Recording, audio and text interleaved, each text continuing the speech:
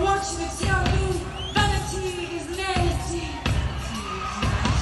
Vanity is nasty. Yeah, vanity is nasty. The lyrics really shouldn't be that shocking to a lot of people. That, yeah. Right? It seems like it shouldn't be a real big deal, but I think a lot of people are shocked. Do you do that on purpose? Is there a shock factor? I like to shock people. I mean, I've always Creates a reaction. That's Whether right. it's positive Yeah. or negative reaction, it still creates a reaction. I like for people to be able to react to something I say, or I don't know, call me exhibitionist. I don't know, whatever. Okay. Naturally. Getting back then to the exhibitionist thing, for example, you Yeah. have this image. You wear lingerie for your shows. Yes. Yet the lyrics are real sexually explicit. Yeah. And that's all an image, or is it? Do you live that way personally? That's We like it. Yeah, we definitely We like love it. it. I love lingerie. I've always loved it since I was a kid. I was always stealing it out of my mother's closets and trying to wear it to school and getting in trouble for it, and that whole. But it's an extension of our personalities, of course. We all didn't seem to put it enjoy together as a gimmick to make money. That's part of the way that we really are. Now, I'm not That's just it. talking about the lingerie, I'm just talking about the whole sexual thing. You know, just the explicit stuff on the album. Mm-hmm. Is that something just played up a lot to sell records? No, or- it It's something not. that we're talking about at this particular time. We And didn't. I mean, of course, it sells. And it's Sex sells a lot yeah. of things. You know, you can't turn the TV on today and not see something that they're using sex appeal to sell. We didn't do it just, as I said, a gimmick or to make the money, just to sell, because it definitely will sell. You don't. It's not like it's a new thing. We are really definitely into some of the things we're saying at this That's time. what we could be think. That's how talking we about feel. something else next time around. Next album could be about this particular filming. Could be about anything. They ask us why we sell sex. No, no. It's really it's my personality to write that way. That's the kind of thing that I love to write about. At this point in my life, this is the kind of thing I'm experiencing. What I say in Nasty Girls, which is definitely a hit. Do you think I'm a nasty girl? I'm living in a fantasy. It's all part of a fantasy also. So, you know. Why don't you just talk a little bit more about some of your other hit songs and the lyrics on If a girl answers, don't hang up. Just talk about it. Just talk about it. Just talk about it. Right.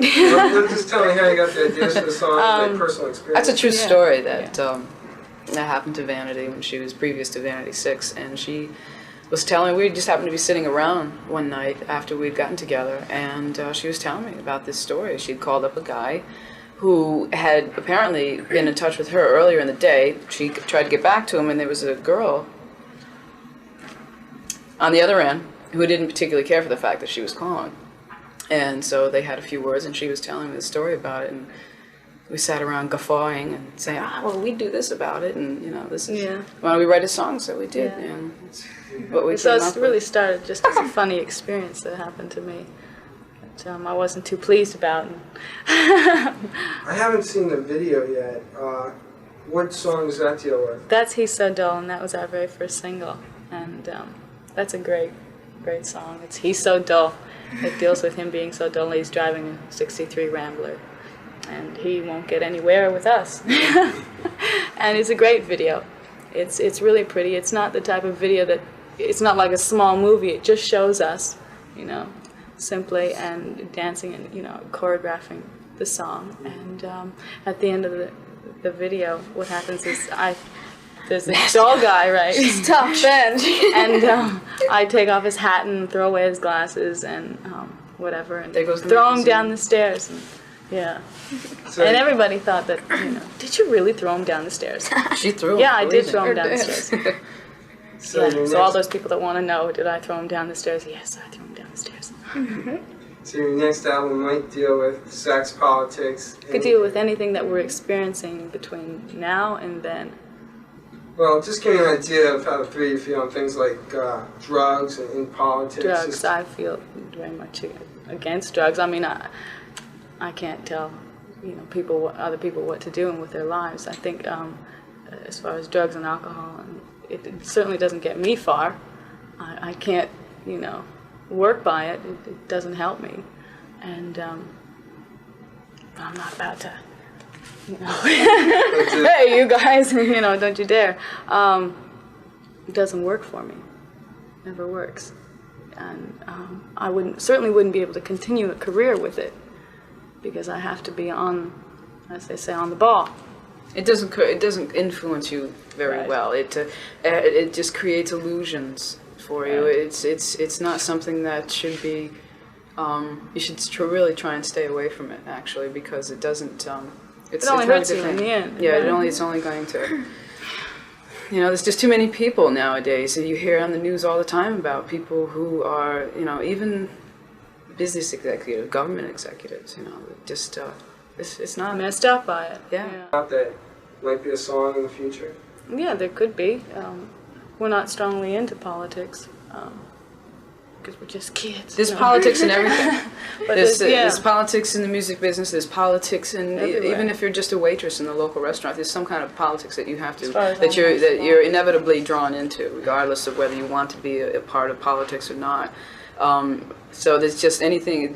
There could be anything that we could write about next time around that would have some kind of influential politics in the background somewhere in there. There's not any particular like category where we'd say like the moral majority or anything like. There's not anything that we allow to let ourselves become afraid of that would influence how we would write something. In other words, we knew that we may get some flack out of some of the particular subject matter off of this album, but we didn't allow it to influence us so that we didn't write what we wanted to write. There's going to be people out there who's not going to go for it, but there are going to be also people out there who's going to go for it. You can't have one without the other, so there's going to be. Okay.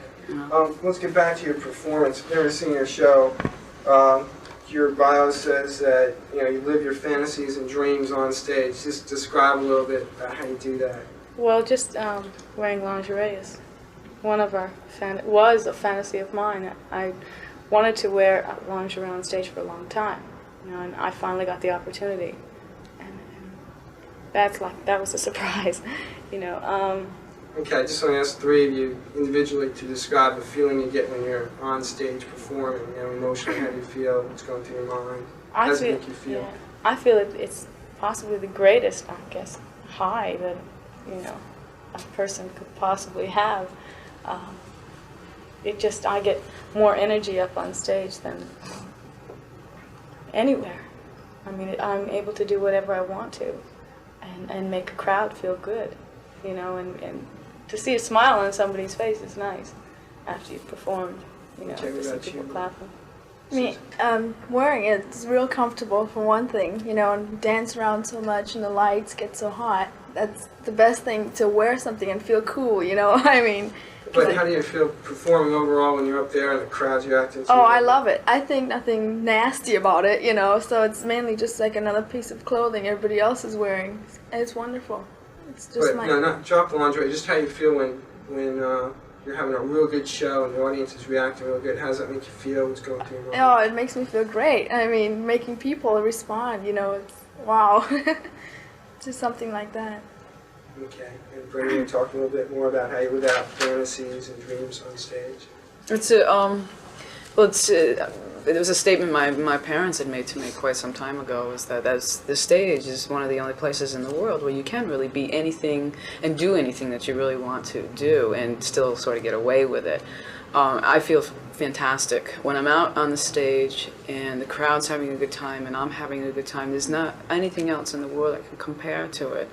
I just get this overall sense of contentment and satisfaction that I have also made other people happy. I couldn't really call it an ego thing. I think only because for myself personally that as long as I see the people enjoying it, that they're enjoying what I'm doing and what I'm offering them in the form of entertainment, that it makes me feel good that I could make somebody else have a good time also. Okay. Does that answer your question? Yeah. Susan, why don't you just tell me, what do your parents or family think about you being out on the road at such a young age? Well, when I first started this, it was like, well, if it's something you really want to do, it's fine, because they let me do what I want and whatever makes me happy. and they think nothing bad about it. It's like, go ahead, you know, and I'm free to do what I want to do, and it's really good. It's a good feeling, you know. You can go out there and do it. The parents understand their ambition, which is, you know, the thing with all our parents. So when you sit down to write lyrics, do you get a lot of ideas from friends or just, you know? Just living, you know, just life in general, just my own life, you know. I write a lot about it and the things I feel. You know, the average middle-class person who sees this is going to say, she's only 16, how can she, you know, have those kinds of ideas for songs? It's, you'd be surprised. Well, you can't, it's, how can anybody really say that? I mean, anybody, I'm sure most people, there couldn't be a person, I'm sure you have, at the age of 13, 14, started going, what is this? You know, and you want to be able to feel free enough to go to your parents and ask them, you know, what sex is all about, because you're starting to learn what goes on between a man and a woman, or a male and a female, just the interactions. And you start asking questions. You start getting physiological urges. You don't know. You don't understand. You don't know why, and you want to find out. And society, unfortunately, has a lot of the times forced you into a position where, no, you're not supposed to know anything about this. You're supposed to wait until you get older, at a certain other age bracket, and so on and so forth. And then when you get to that age bracket, you're supposed to know everything and not have learned anything. But you still question your friends at school you talk to, because they're feeling the same way. And you get very frustrated because you want to find out what's going on. You want to find out why. It's a very natural thing, really. And Mommy, why did Joey kiss me?